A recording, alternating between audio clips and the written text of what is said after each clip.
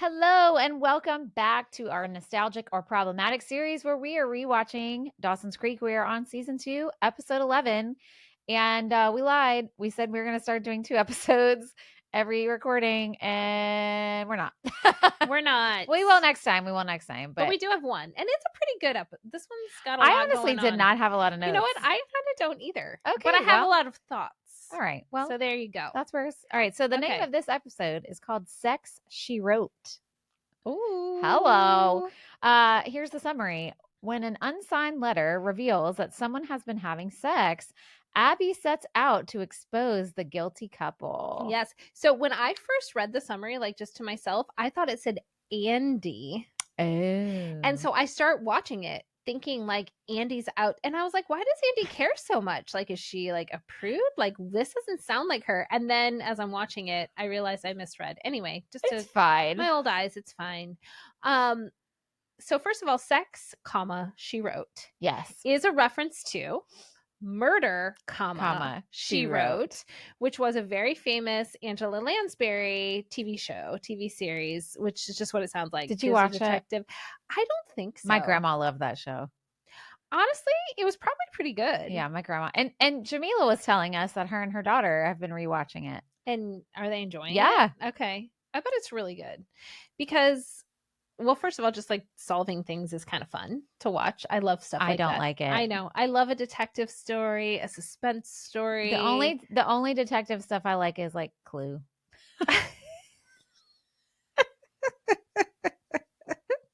I need comedy with my mystery. I love it. Well, I had said like on one of our normal episodes that I've been watching that show Tracker.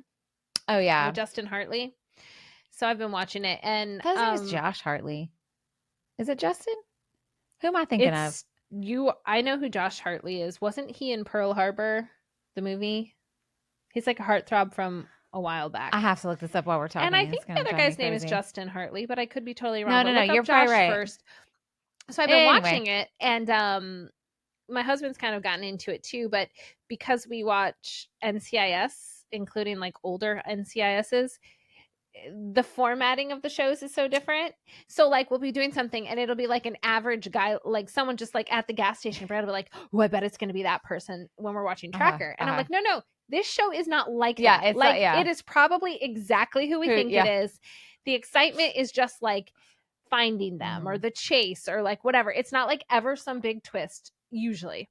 But then like we'll be watching NCIS and I'll be like, oh, they want us to think it's that person. Do you think it is, or do you think they're trying to trick us? So we're always like trying to like figure out who it is. Did you ever watch Twin Peaks? I think I asked you this. I think I would love it. Okay, I also like a Twin Peaks because it's weird. Okay, so that's the thing. It has to be weird or funny. Okay. You know, I don't know. My taste is interesting, so I don't know, but I think you would really like it. Okay. I need to watch it. Yeah. We need to rewatch that like in the fall. Ooh, that's a good idea. It's a fall great vibes. show. I love that. Okay. I think I even kind of know a little bit of what happens in that show just because of so many pop culture references and people talking about it over the years. Yeah. Unfortunately, I never watched it till the end, but then I was listening to another podcast. They're rewatching it right now. Okay. And then they fucking said the whole big mystery at the end. I was like, damn it. Now the whole show, but it's fine because I'll still like. It's hard when it's a spoiler from like 50 years ago. I know. It's like, well, I can't be that mad. Then I'm like, well, that's fine. I'll just watch it with like a different lens, like trying to pick up on the things. Right. Exactly. Anyway. Exactly. All right. And still enjoy it. Okay. So Murder, She Wrote was a show. Yes. If you're too young to know, it was fantastic. Angela Lansbury's the best. We've never watched it. So how do we know it's fantastic? That's a great point. It was popular and award winning. Okay. And I love Angela Lansbury. Okay. She's fantastic. And Jamila seems to think it's okay. Yeah, my grandma loved it. No, that's your grandma and Jamila. Stamp of approval. We're good to go. Okay. So the last episode we watched was a to be continued. So of course, at the beginning of this one, they're sort of reminding us. Yes.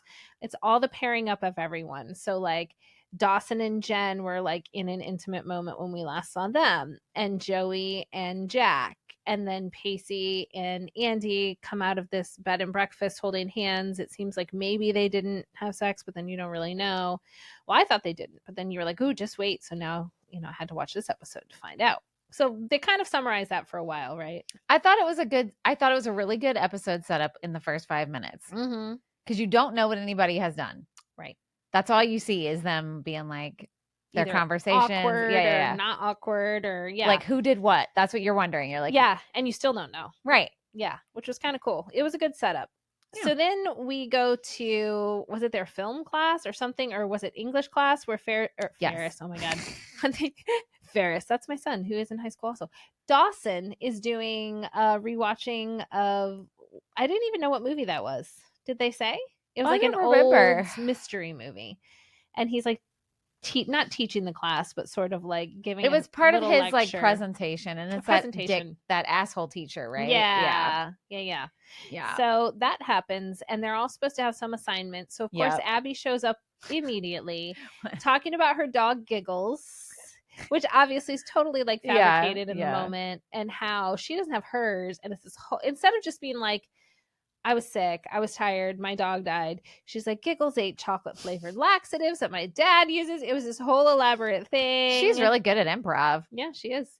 But the teacher wasn't buying it. He wasn't buying it. But I thought that Giggles was a cute name for a fake dog, probably. Okay, so then that's the setup. They're leaving class, and Chris.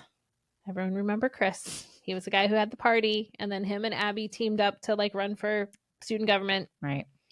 He finds kind of like a half crumpled like paper note on the ground that he takes with him.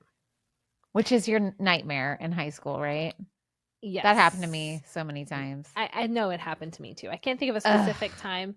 Or like you would leave a note in a desk. Did you ever do that? Yes. And then someone else would find the note. The worst was when your teacher would get it. Oh, yeah. Oh, my God. I remember in 8th grade, I went to like a private school, so I was with the same kids like all day, and we would write notes relentlessly. Oh yeah, did you ever have like a notebook too where you would like just write back and forth? Yes. Yeah. And our teacher had to know. I think we thought we were so slick. No, they like, just have to pick their battles. And I thought about that like years later, and I was like, there's no way she didn't know we were, because we were not subtle. We were like 12, first of all. And we were just, I think by high school it was maybe a little more subtle, but yeah, definitely some notes that fell into the wrong hands for sure. Yeah. So I looked up just because I wanted to have exactly the wording for what the note said. So I have like the wording of what the note said, which Chris and Abby go over. I love that you looked that up. I looked it up. I That's pasted so it in there. So the note he finds, and it's like part of a note, right? It wasn't like the whole thing. I don't know. Maybe it was. That was my show you saw. That was it. That was just one page. One page. No, he found a whole note. Oh yeah, that was your. I know. That's what I was saying. It was my show. That's funny. Crisscrossing. I know. Things. See, your show is just as good as Dawson's Creek. So they're blurring. You're like, well, look at that. So the note said, "I want to talk to you about last night. The whole night was amazing, but sex changes everything. I think we should take some time before anything happens again." Da da da. But no, like to Which is or not from. really a big deal, except the big deal is that they want to know who's having sex. Right. Right.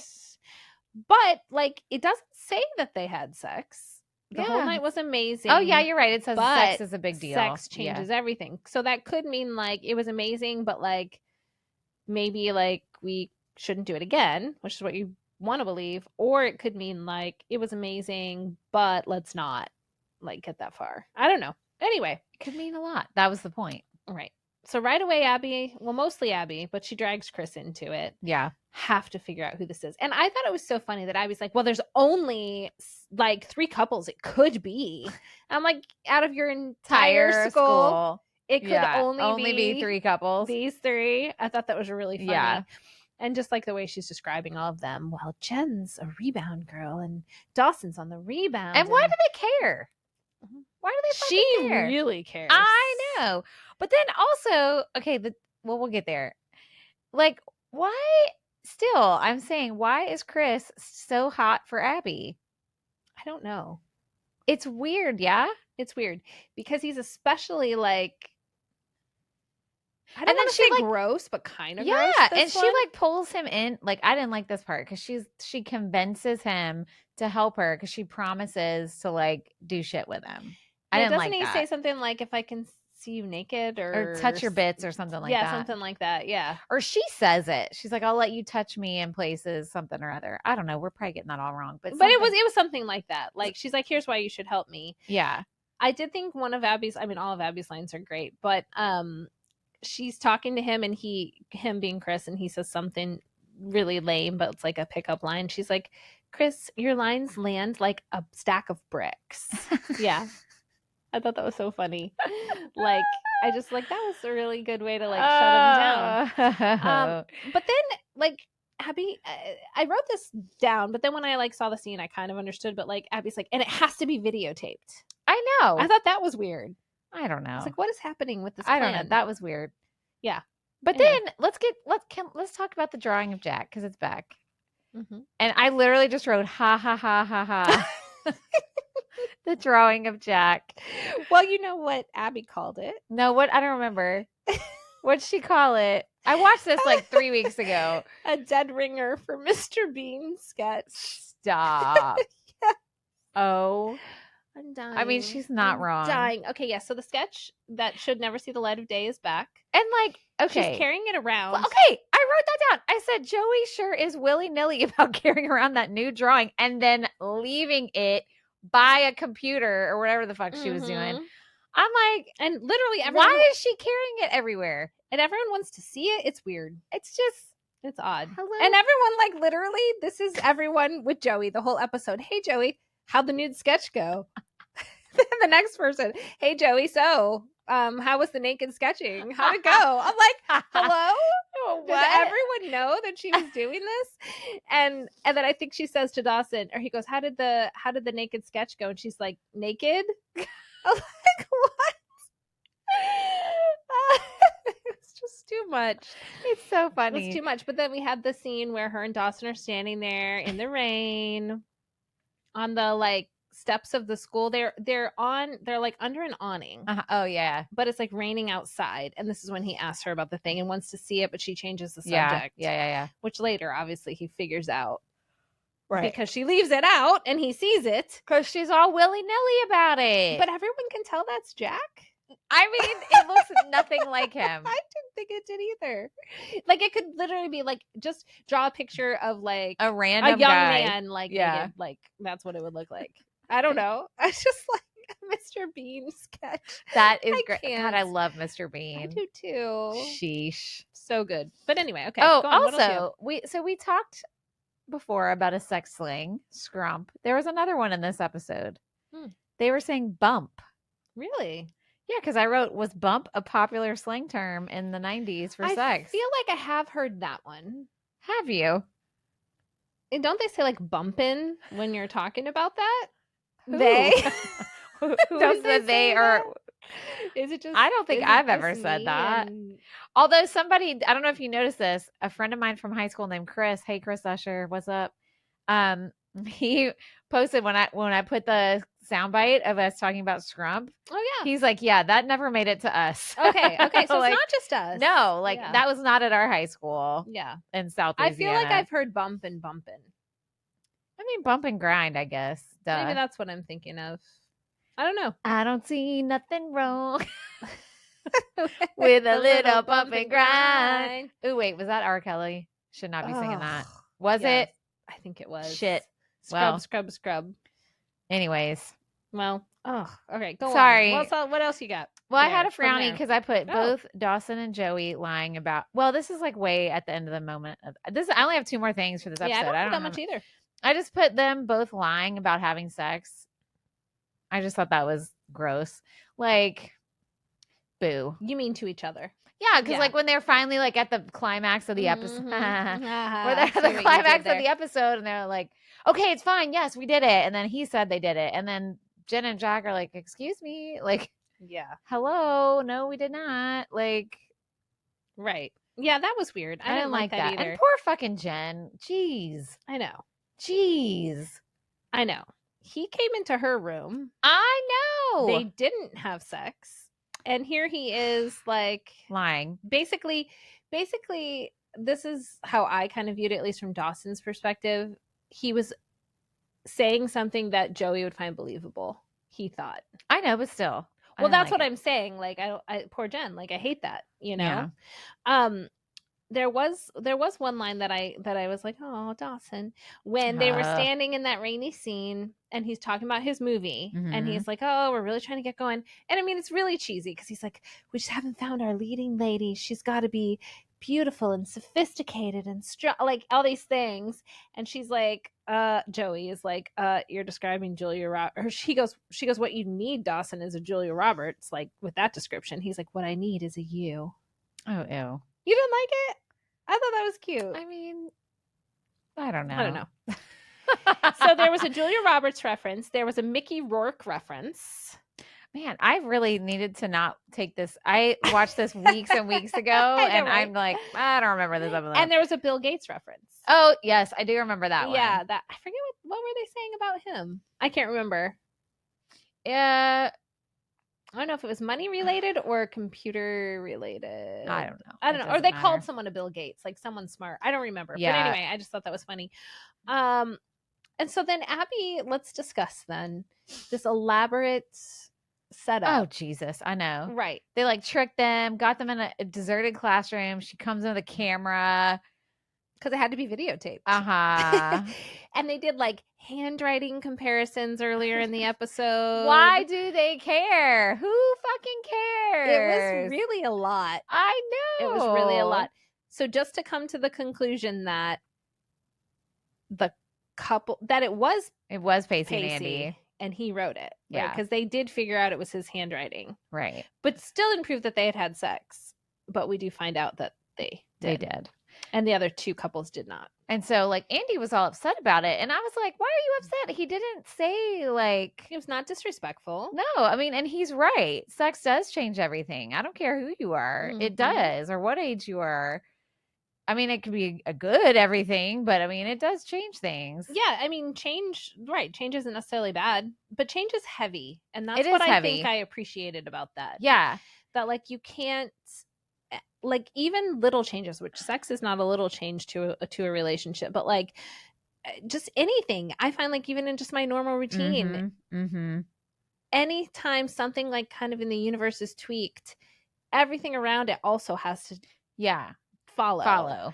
And so I think, like, the way that was like said, and you know, that was like a thoughtful way of him saying that. Oh, and then there was the scene where, I mean, it's just Abby being Abby, but she's talking to Andy about how she's trying to get Andy to admit that they had sex. So she's trying to get under her skin, and she says the thing about, well, it's not your fault. His experience is with a 40-year-old lady or whatever. And I was like, oh my Lord. She keeps coming back. I know. It's like, okay, we were done with that. But I think too, like, for Pacey, he was trying to say sex changes that we need to, like, hold on because then at the end of the episode he's like, I'm falling desperately in love with you, which was the cutest. So cute. And the reason I loved that so much is because I can remember the times in my life where you have felt like that, and it's like that first moment of like, I think I'm falling for you. Well, I think I'm falling for you. And it's so cute. It's so cute. And like, we're old, boring married ladies. So we don't have those moments anymore. No. So we have to watch them on Dawson's Creek, and it's totally fine. Or live vicariously through Friends or something. Even my kids, I'm like, y'all can keep that to yourself. I don't need to know about that. I know. But like, Friends, yes, tell me. But it's so cute. Like, because it doesn't matter. My point is, it doesn't matter how long it's been since you've had a moment like that. Yeah. Everybody remembers the beginning of that new, like, where, you know, this is about to go from like fun dating level or messing around level or just casual dating level to like, oh, wait a second. We have like a connection here. And when you're a teenager and that happens seriously for the first time, it is like the cutest little, and it's not little, sorry. It's not. It's a big feeling. It is a big feeling. And it's a real feeling. Yeah, it's a big feeling. And like, I think that's why I love that moment, is because I can remember those times with several people, but like, because I am not one of those people who believes in soulmates. Sorry. Whoops. I mean, well, I don't, because I think there's, everyone just unsubscribed. I'm sorry. I don't believe, let me correct this. I don't believe in one soulmate. I think you can have multiple, and I don't think they're always romantic. Sure. I think depending on the choices you make, the universe may help you align whatever you believe out there. But I don't think that you have one person that you just have, like, oh, you have one soulmate that was made for you and they just happen to live like down the street from you. Okay, like in this whole entire world. guys. No, I feel that. Or they just happen to go to the same college as you. Right. Or like, I mean, I guess if you get into stories of like very unlikely people meeting. Well, that's why I say I don't think there's it's just a little one. different. I don't think there's just one. And think about like people who are with a spouse for a long time and then they get remarried and they're like 75 and they're like so happy and in love. Like, you know what I mean? Yeah. And like Totally. I think friendships are soulmates too. So you don't just have one of those. Anyway. And at different points. I guess it's different for marriage, since marriage is like not designed for, but it's supposed to be for life. But like, yeah, I had read, I don't know, a meme or something that really hit me a few years ago that was basically like, because I feel a lot of guilt like if I don't keep up with people the way I should. Oh, like same. I feel a ton of guilt if I don't keep up with my parents enough. There's just, especially like older people in my life, if I haven't checked on them in a while, my brothers, my nieces, like it doesn't matter. I just feel bad all the time, and friends. And so I had read something that was like, you know, it's okay if people were like a big part for a season. Yeah. Oh, yeah. And I never really thought about that. Yeah, because I was like, you can't keep evolving as a person, and like I said about change and adding people as you go through life, and still be on the same level with all the same people. Yeah. Your whole life. Right. And same for those people. It's okay. Yeah. Like, yeah. So people always come into, there was a quote I used to see in military life, especially. Sometimes people always come into your life for a reason. Sometimes it's for a moment, and sometimes it's for a season, and sometimes it's for a lifetime. But and they're all good. Exactly. And like, I think that was the extent of what I saw. And it doesn't always have to be forever. Yeah. And if you aren't as close to that person that's anymore, okay. You don't have them as much, that doesn't have to be a negative feeling. It can be like, wow, I was close to that person when I was in this season, and that's fine. And they were wonderful. And so, I mean, like, whatever. I can think of like when I was a new mom, and you could probably think of times too that are similar. And Troy was deployed all the time. We lived away from family. I was a young mom. Like I had mom friends. And I still, that's where I met my best friend Amber, and we still are in contact. But most of them, we'll keep up with each other on social media and stuff, but I don't text them and stuff. But they were my life source for like a couple years because we had to. Right. Like we had a play group every week. We had this and that because we had no family. Our husbands were away, et cetera, et cetera, et cetera.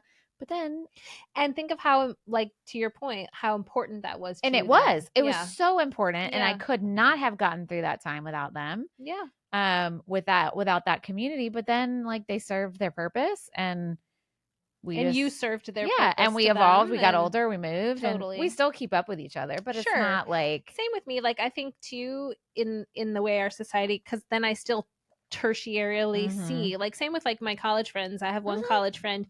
I swear we go in waves. Like, we were so tight in college, kind of grew apart after because we were like young, going our own ways, whatever. Then like for years we're really close again because we were working together. Now we're not working together that much. So like I thought about her the other day and I was like, oh my God, I need to get like hold of her. Like it's just so this morning I see on Facebook someone from my hometown writing about this whole big thing about this horrible storm they had and not having power for a few days. And I'm like, well, shit, are my parents okay? And we're like 3 or 4 days into this. And I was like, damn. So I like texted my dad. I'm like, hey, do you have power? How's everybody? I do the same thing. But my dad also is just so like that kind of person. Like he's just like, anytime he hears from anyone, he's happy. But like otherwise he is fine, doesn't care, doesn't like need to talk to anyone. Well, and like when people get older, they kind of just get in their routines. And he's taking care of your mom. He wrote me back and he was like, we actually never lost power, but like your nieces did, but they're okay now. And but he was like, he said it was a really scary storm and that my brother came over who lives nearby, and they all like hunkered down. He's like, just to be safe. Like, and I was like, here I am 4 days later, like, well, are you guys okay? Are you alive? Like, and he's like, oh yeah, we hunkered down. We were let it out, I hate that term. Like, I know. You know how I feel about do. hunker down. I hate it. But I don't know, but I felt kind of bad. But then it's like, he doesn't feel bad. Why do I feel bad? Yeah. It's just, let's like let things be and it's okay. It's okay. But anyway, the reason we were talking about that is because it's adorable. Oh, it's adorable. Back to the adorable The pacey part. feeling. The pacey. They were cute the whole episode. Like, even in the very beginning part where she was like, hello, Mr. Witter, and like put her arm around him and stuff. It was really cute. I know, but he was reluctant. Distant. He was which distant. I think for him is he's terrified. Yeah. Yeah. Which valid. Mm-hmm. You know. I'm glad they kind of like got to the bottom of it by the end. Yeah. Because I didn't like him being so standoffish to her. But I understand why. But I mean, he's a teenage Everyone boy. has to have their and own he's from a fucked process. up family that doesn't help him out with the acceptance and love issues. So yeah, that's true. That's such a good point. I mean, and his first big sexual experience was pedophilia. Illegal. So there we go. Criminal. Yeah, exactly. What else do you have? That's all I had. That was it. That's all I had. Oh, yeah. So, and by the end, we figured out who had sex. So yay. For a while during the episode, I'm like, is this gonna go on for like? It took forever. Longer? Like, is it gonna be another episode? Like, what's going on? But then I was like, okay, now we know. So you didn't watch the next one? Not yet. The next one is heavy. Okay, so this was 11, so we'll watch 12 and 13 for next time. Okay, the next one is heavy. Just I'll be ready. That going in. I'll be ready. Okay. Oof. All right. Yeah. All right. Well, thanks everybody for not only listening to our regular episodes, but also to our Dawson's Creek rewatch. Woo! Whether you watch or people not. accidentally listen to these. Like, I've had several people be like, I don't care about Dawson's Creek, and they're like, oh, actually, now I'm sucked in. I started listening. Like, I know we're entertaining. Yeah. You can hear about my guilt issues. I know. Like, these are things you're not going to get in a normal episode, guys. You can hear me hot take. I don't believe it's soulmates. Oh God. We're probably going to get more engagement from you saying that than ever. My sister agrees with me though. So two of us. So it's something genetically wrong with you. I'm just kidding. No, it makes sense. No, I know. Although I have to fix. I don't believe in one soulmate. I believe that you can have multiple. I do think you are meant to meet certain people in your life. Okay, that's fair. But I don't think there's one person created for you forever and ever. Amen. Agree. I think there's multiple chances for that. Yes, agree. And you don't have, I don't mean all at once, but that's your business. If you would like them to all be, go ahead. That's what the universe has for you. That sounds exhausting. High five. You go. Isn't it on Sex and the City where, is it Charlotte who says, what if we're all just each other's soulmates? Yes. I think she's the one that said it. When they're all just like feeling down on love and they're like spending time together. She says that. Was that in the movie when Big left Carrie at the altar? Maybe it was in the movie. Yeah. I'm just imagining them like around a like brunch table or something. When are we going to do a Sex and the City episode? On the list. Yeah. Put it down. All right. Awesome. Well, thanks guys. Thanks for listening, and we will see you next time on Generation in Between. Bye.